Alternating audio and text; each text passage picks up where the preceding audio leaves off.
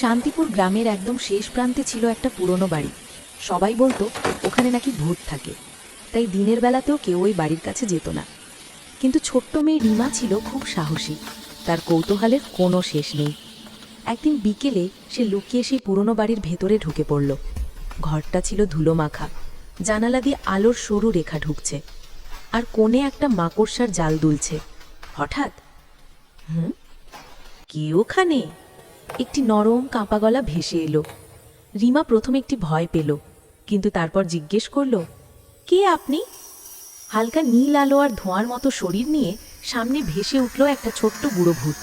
তবে তার মুখে ভয় নেই, বরং এক ধরনের হাসি। ভূতটা বলল, আমি বুড়ো ভূত, সবাই আমাকে দেখে পালায়, কেউ আমার সঙ্গে কথা বলে না।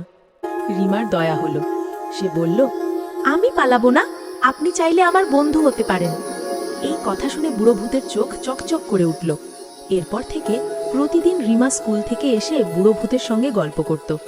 বুড়ো ভূত তাকে বাতাসে উঠতে শেখাতো, জাদু ফুল দেখাতো, আর রাতের আকাশে তারার গল্প শোনাতো। একদিন গ্রামে হঠাৎ বিদ্যুৎ চলে গেল। সবাই ভয়ে অন্ধকারে বসে আছে। তখন বুড়ো ভূত কোমল নীল আলো ছড়িয়ে পুরো গ্রাম আলোকিত করে দিল। সবাই বুঝে গেল ভূত আসলে খারাপ নয়, সে শুধু একটা একাকী বন্ধু খুঁজছিল। তারপর থেকে সেই পুরনো বাড়ির নাম হয়ে গেল বন্ধুত্বের বাড়ি, আর বুড়ো ভূত আর রিমা রয়ে গেল চিরদিনের বন্ধু।